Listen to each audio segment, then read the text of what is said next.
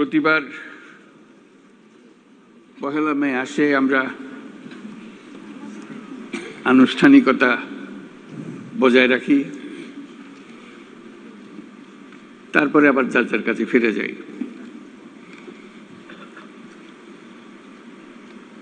এবারের পহেলা মে ভিন্ন।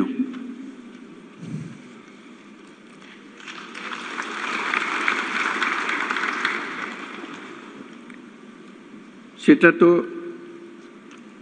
অভ্যুত্থানের মাধ্যমে যে সুযোগ আমাদের সৃষ্টি হয়েছে, সেই সুযোগ এই পরিস্থিতির আয়োজন করে দিয়েছে আমাদের কাছে।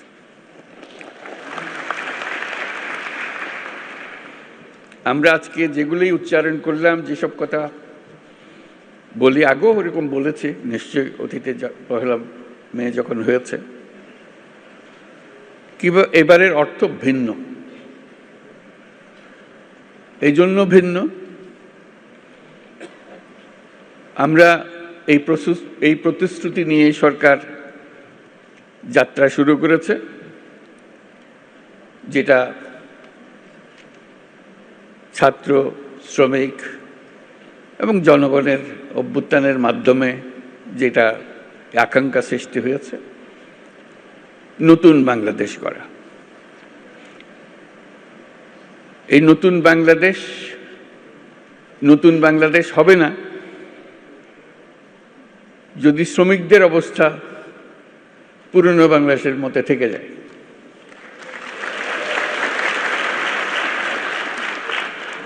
কাজে এটা আমাদের সবার দায়িত্ব, যারা এই নতুন বাংলাদেশে বিশ্বাস করি,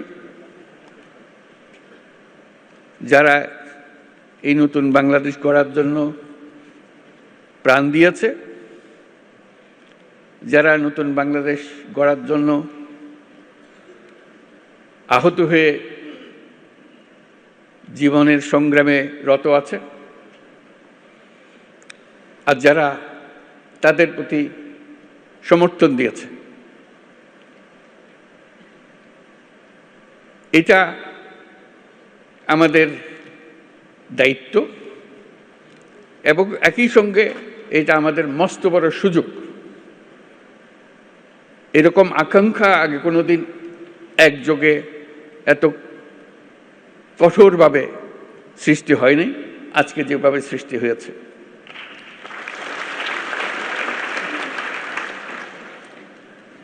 শ্রম সংস্কার কমিশনের চেয়ারম্যান সাহেব খুব সুন্দর করে আমাদের যত আকাঙ্ক্ষা নতুন বাংলাদেশের শ্রমিকদের কি হবে সেগুলো তুলে ধরেছেন তাদের কমিশনের রিপোর্টে, এবং সেটা উনি ভালো করে বুঝিয়ে দিয়েছেন। এটা শুধু শ্রমিকদের পক্ষ থেকে বলার কথা না,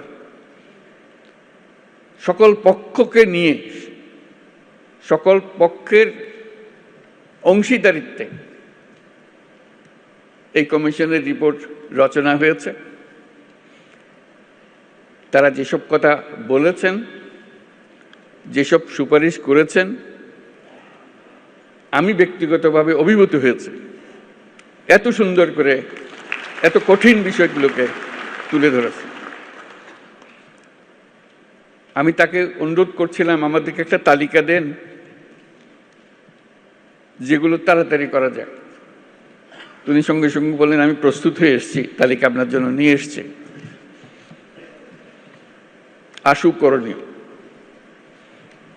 আমাদের দায়িত্ব হলো আশু করণীয়গুলো দিয়ে যাত্রা শুরু করা।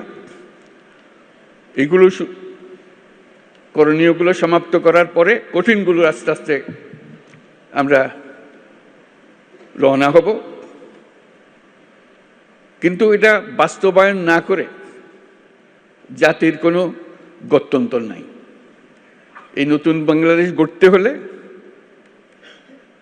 আর কিছু কাগজ দলিল থাকার না থাক, এই কমিশনের যে রিপোর্ট আছে এটুকু যদি আমরা বাস্তবায়ন করতে পারি, তাহলে নতুন বাংলাদেশের ভিত্তি রচনা হয়ে গেল। আমরা গৌরবান্বিত হয়ে বলতে পারব আমরা সেই পথেই যাত্রা করেছি এবং সেই পথে চলা আমরা অব্যাহত রাখব। আজকে ভালো লাগলো সবার কথা শুনে, সবার সঙ্গে দেখা করে। আমাদেরকে সবাইকে অনুপ্রাণিত করেছে। আমি বিশেষভাবে অনুপ্রাণিত হয়েছি সবাইকে একসঙ্গে দেখে এবং সবার কথা শুনে। আমি লিখিত বক্তৃতাটা পাঠ করি।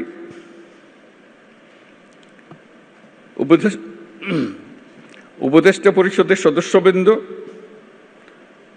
কূটনীতিকবৃন্দ, ইয়োর এক্সেলেন্সিজ, আইএলও সহ বিদেশি সংস্থার প্রতিনিধিবৃন্দ, শ্রমিক ও মালিক সংগঠনের নেতৃবৃন্দ, সাংবাদিকবৃন্দ এবং উপস্থিত সম্মানিত সুধী, আজ মহান মে দিবস। বিশ্বের শ্রমজীবী মানুষের সাথে সংহতি প্রকাশের এক ঐতিহাসিক গৌরবময় দিন।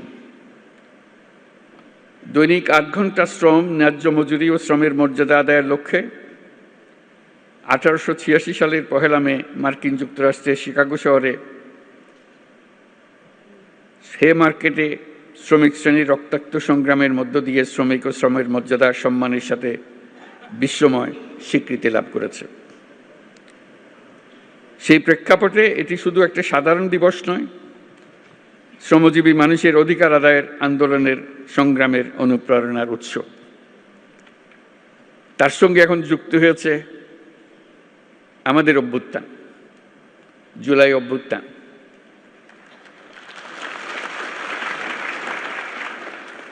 এই জুলাই অভ্যুত্থানের কনটেক্সটে 1 মে আবার নতুন বার্তা নিয়ে আমাদের কাছে আসলো। এবার আমরা তার অন্তর্নিহিত যে বার্তা, সেটা প্রতিষ্ঠিত করার প্রতিশ্রুতি নিয়ে আমাদের যাত্রা। শ্রমজীবী মানুষের অধিকার ও মর্যাদা রক্ষার ঐতিহাসিক এই দিনে যাদের আত্মত্যাগ ও রক্তের বিনিময়ে শ্রমিক অধিকার স্বীকৃতি পেয়েছে, তাদের সহ দেশের সকল মেহনতি মানুষের প্রতি রইল বিনম্র শ্রদ্ধা ও কৃতজ্ঞতা। এই মহান দিনে আমি গভীর শ্রদ্ধার সাথে স্মরণ করছি সেই সকল শ্রমজীবী মানুষের যারা 24 জুলাই গণ অভ্যুত্থানে নিহত হয়েছেন। এই বছর 1 মে এক অনন্য তাৎপর্যের দিন, কারণ মহান মে দিবসের পাশাপাশি একই সঙ্গে আমরা জাতীয় পেশাগত স্বাস্থ্য ও সেফটি দিবস 2025 পালন করছি। শ্রমিক মালিকের সুসম্পর্কের মাধ্যমে দেশের অর্থনীতিকে এগিয়ে নিয়ে যেতে মে দিবসের গুরুত্ব অপরিসীম। এই বছর মে দিবসের প্রতিপাদ্য শ্রমিক মালিক এক হয়ে গর্ব এ দেশ নতুন করে। আমাদের দেশের টেকসই উন্নয়নের জন্য অত্যন্ত তাৎপর্যপূর্ণ। এটি শুধু একটা স্লোগান নয়, বরং জাতীয় জীবনের উন্নয়নের ভিত্তি। কারণ শ্রমিক মালিক পরস্পরের পরিপূরক এবং তাদের যৌথ প্রচেষ্টায় একটি শক্তিশালী, আত্মনির্ভর ও সমৃদ্ধ বাংলাদেশ গড়ে তুলতে পারবে বলে আমি দৃঢ়ভাবে বিশ্বাস করি। একটি জাতির অগ্রগতির মূলে রয়েছে পরিশ্রমী শ্রমজীবী জনগণ এবং দায়িত্বশীল মালিক শ্রেণী। একজনের পরিশ্রম এবং আরেকজনের নেতৃত্ব, ব্যবস্থাপনা ও বিনিয়োগ মিলিয়েই বৃদ্ধি পায় উৎপাদনশীলতা, গড়ে ওঠে শিল্প ও অর্থনীতি।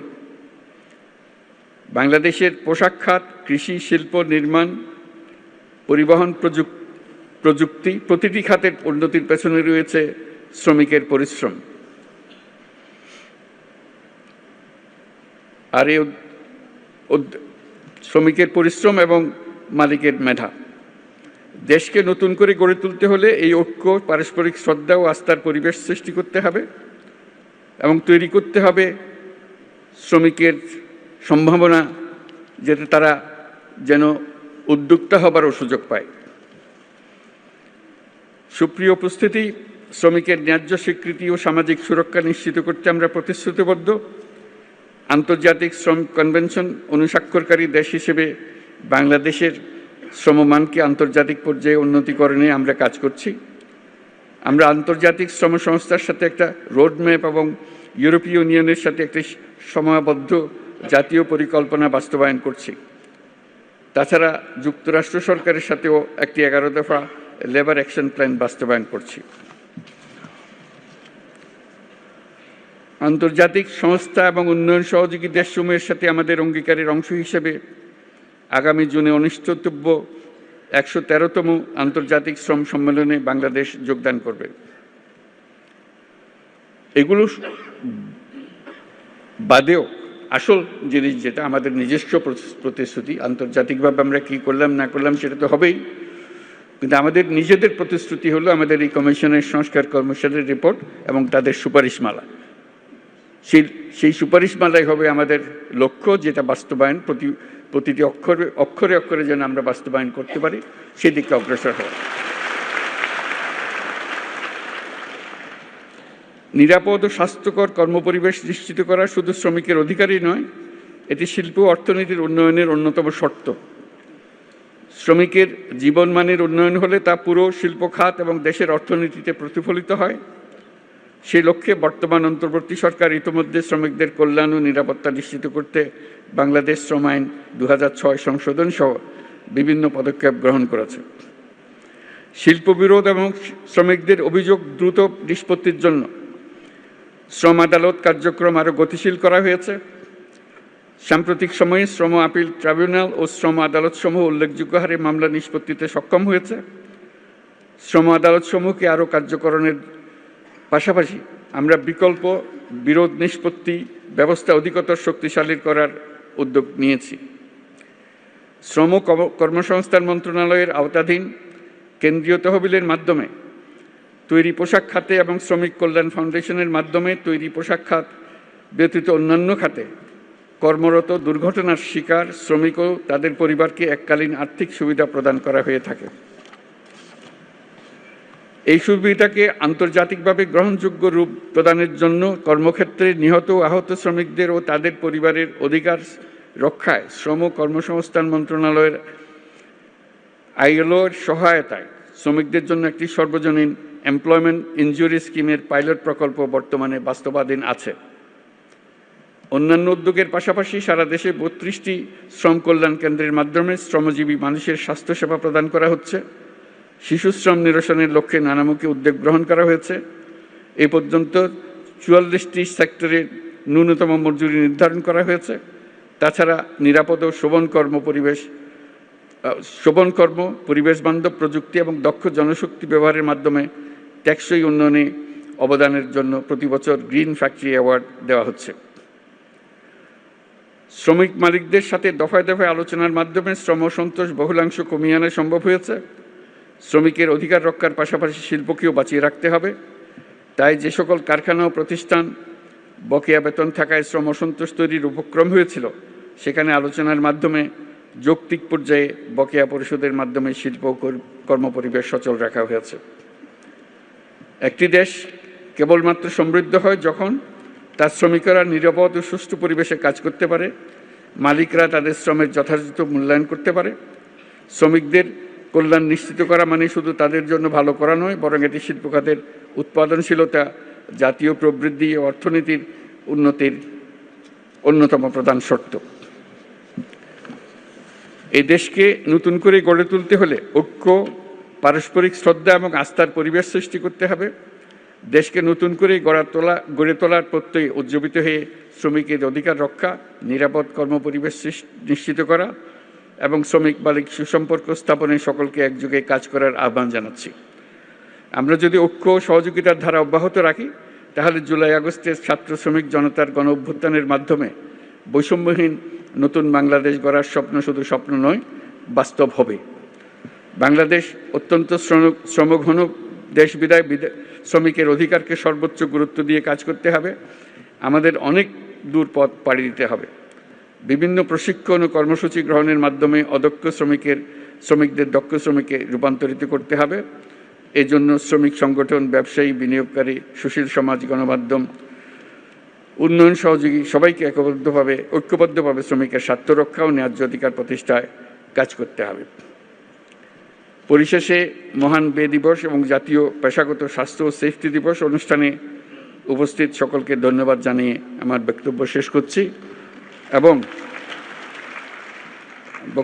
করছি এবং আমরা নতুন বাংলাদেশ প্রত্যয় আবার দৃঢ়ভাবে ঘোষণা করছি। ধন্যবাদ সবাইকে।